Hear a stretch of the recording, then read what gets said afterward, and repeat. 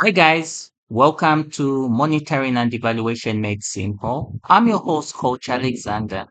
I know it's been a very long time since I did a post. Many people have been asking me, where have you been?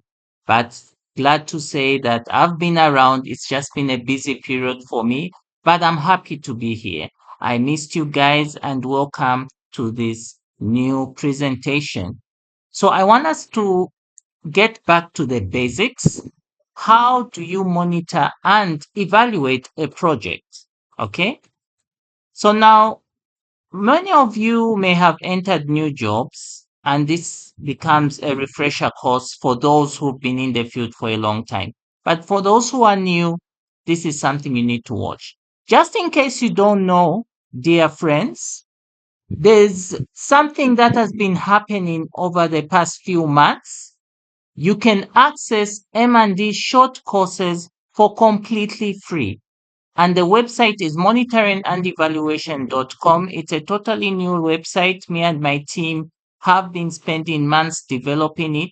So I'm so glad that you're going to support it. So if you want to access these courses for free, simply click the link in the description below and you'll be directed to these short courses. They're 100% free, except that you need to work extra hard and dedicate some time in order to learn and enrich yourself so that you get the maximum benefit.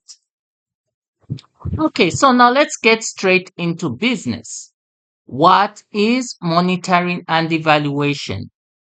Monitoring and evaluation, for those of you who are totally new, is a continuous process of trying to make sure that your project succeed. Now the question is, how do you make sure that the project succeed?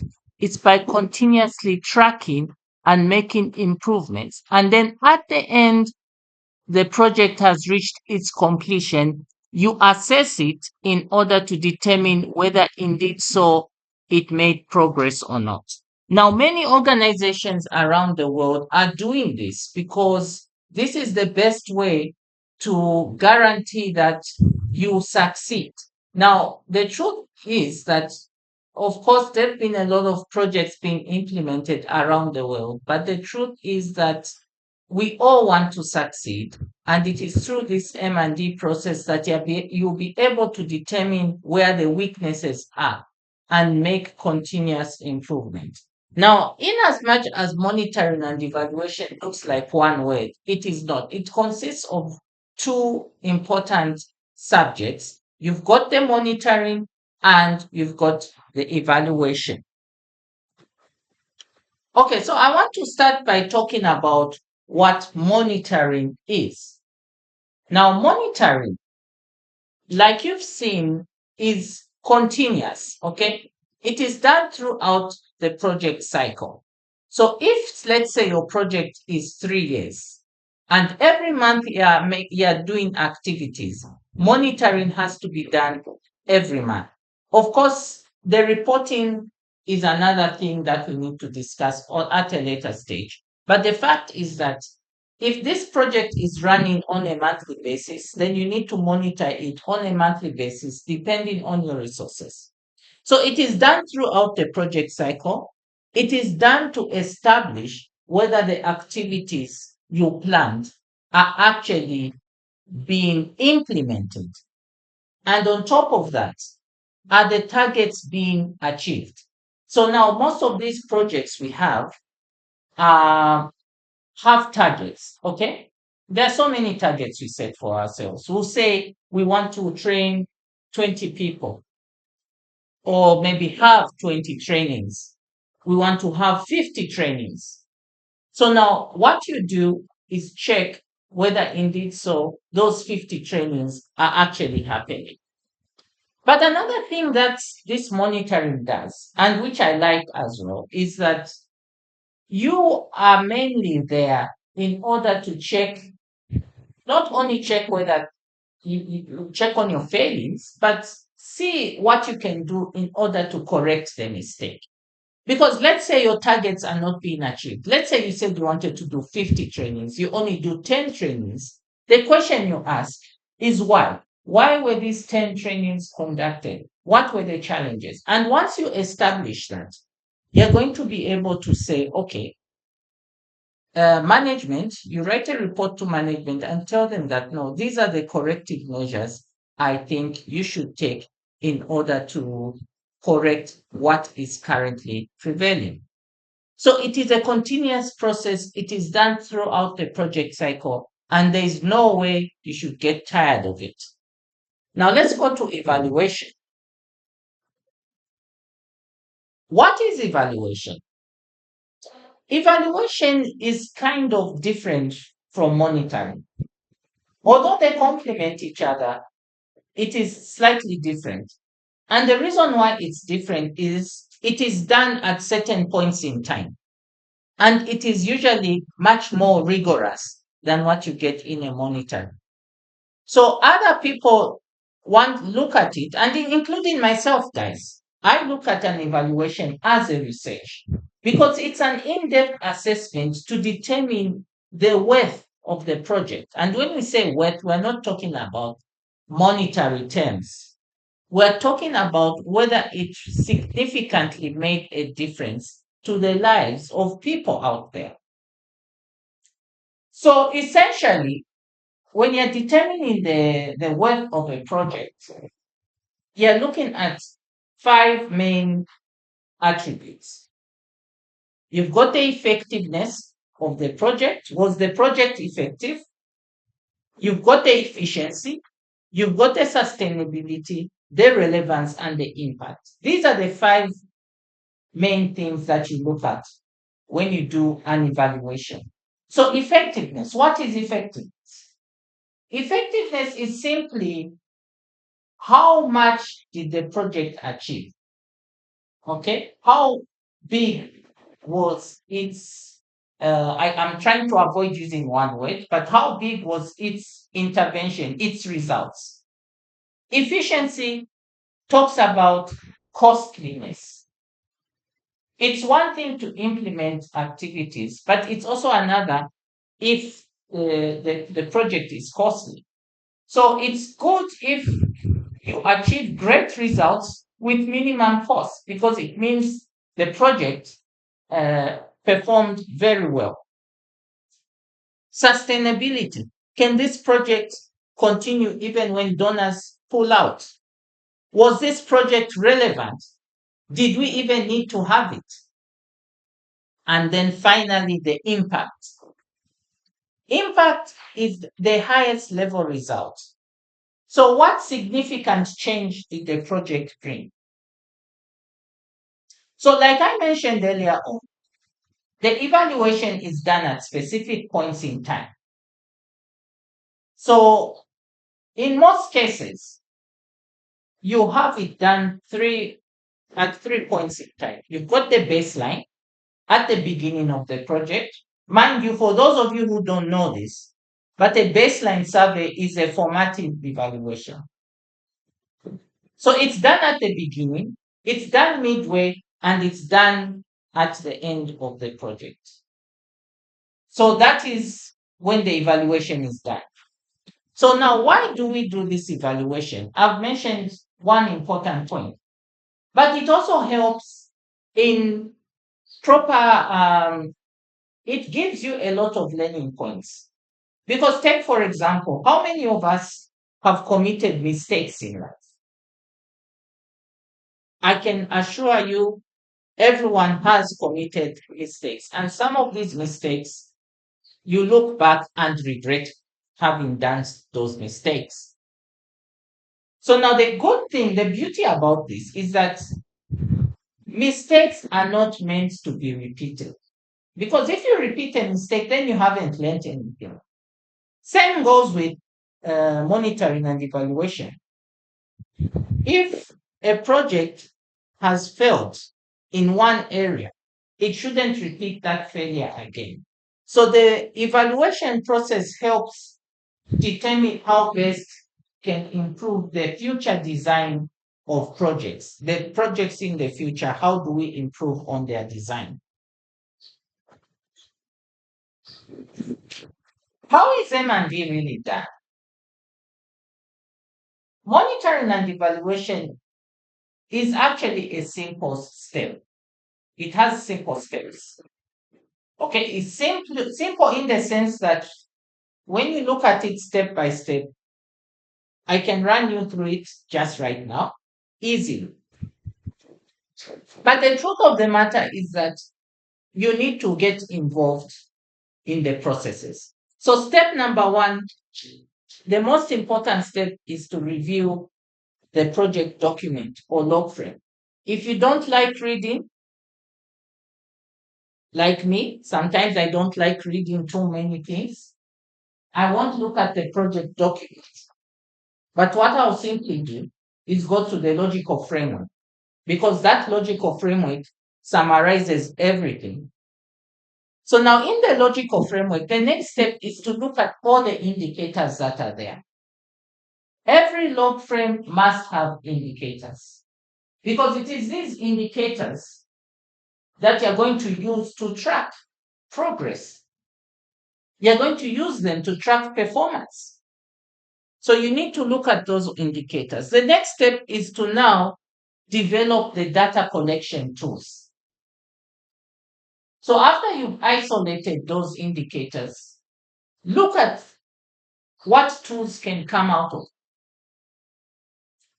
I know it's a temptation to go on the internet and just download a tool that you saw somebody else develop. It's a huge temptation.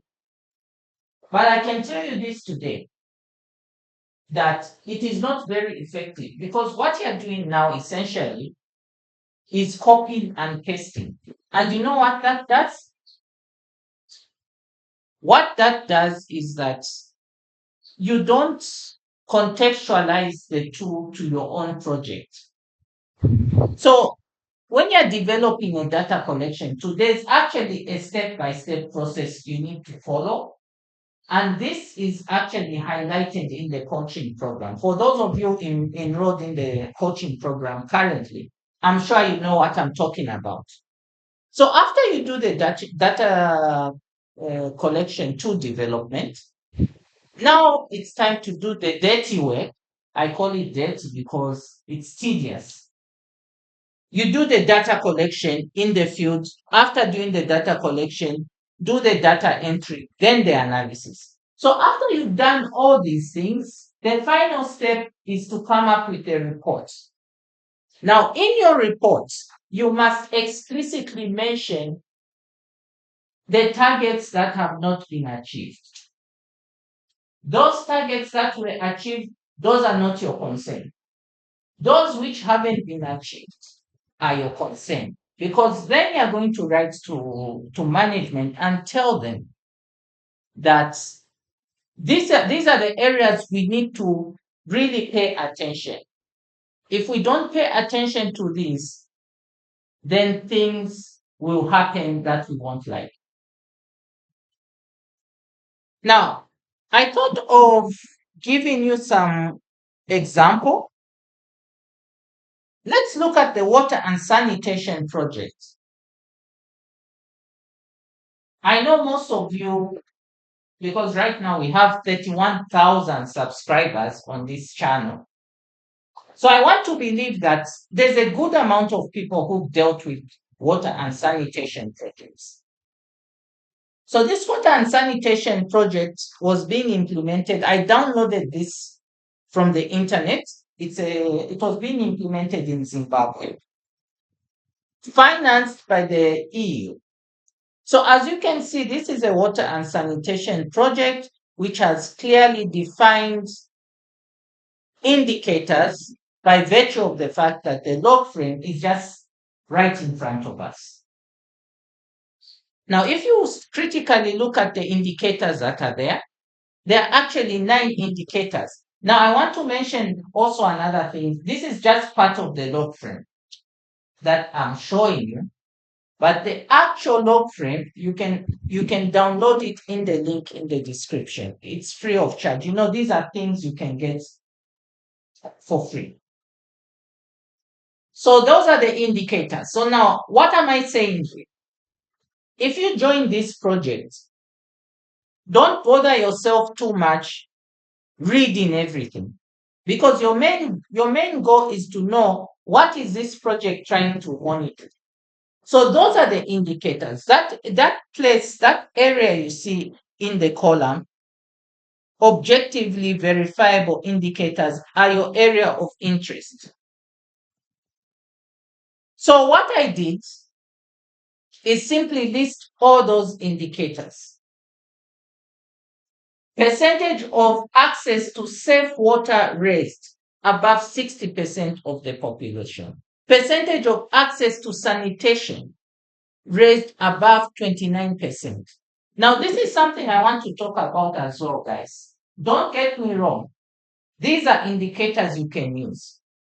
But like I've mentioned every time, indicators are not targets. So I know sometimes you've seen organizations put a target as an indicator. But think of it this way. If you look at the cars we drive, how are we able to know whether we are going fast or slow? It's because of the speedometer. So the speedometer acts as an indicator for speed. It tells us whether we are going high or whether we are going low. So in a similar vein, indicators are not supposed to tell you where you want to go, but they are simply supposed to measure at what rate you are doing what you are doing, whatever you are doing. So there's another indicator, percentage of target population using over 20 liters of safe water per day by 20. As you can see, this is an old project, by the way. It will be interesting to know how this project fared over the years. Now, there's something I wanted us to discuss, just to divert ourselves a bit. The water and sanitation projects, I had come across an article that had been written some years ago, and it kept me thinking about some of these projects, what impact they've brought to our lives. So give me about 2 minutes, we go to that article. This article was written a long time ago, back in 2009. It's quite outdated, but you see, the way Google works is you search for something, it will bring you the most relevant content. So I just stumbled across this article, and it's saying that hundreds of millions of dollars of aid projects to provide water and sanitation in Africa have been wasted as the projects have failed, according to a new report. Okay, so this link is from the Financial Times, written in 2009. It's a long article. So now the problem is that aid organizations and governments are keen to provide the initial infrastructure such as boreholes, pumps, wells, and sanitary facilities. But without money to maintain them, these can quickly fall into disrepair so that local people return to their prior and safe sources of drinking water. Okay, now let's pause here. This is where the problem is when it comes to projects. And I don't know how the situation is today, but I hope it's getting better. I really hope so, because there has always been this problem to do with sustainability of projects. How sustainable are we? When a donor comes in and funds your organization, is your project able to sustain itself? Now, this is a critical question, guys, because what we are seeing here I wouldn't be surprised if 10 years from now, and even today, we still have the same problem. Where are we getting it wrong? The issue is that for a project to continue running, there must be mechanisms in place that you would have put in place to continue making it run. Because here they are saying that whatever boreholes, whatever pumps, whatever wells have been provided are not being maintained. But this doesn't just go with the projects. Look at some of the infrastructure that is there in certain parts of Africa. You've got infrastructure that is outdated, which is in effect affecting productivity. I don't know whether this is 100% true, but somebody was telling me that some of the power deficits in some of these countries is because they are failing to maintain their infrastructure. So these are things which are quite disturbing.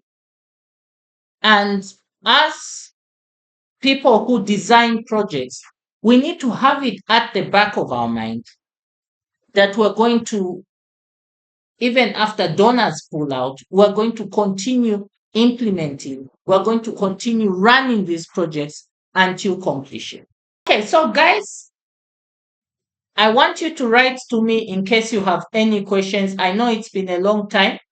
There are certain parts of this presentation which I know we should have discussed, such as the actual step-by-step process of developing data collection tools. I'll try to help you guys in our next session so that at least you can gain the maximum benefit. I've been your host, Coach Alexander, and see you on the other side. Bye.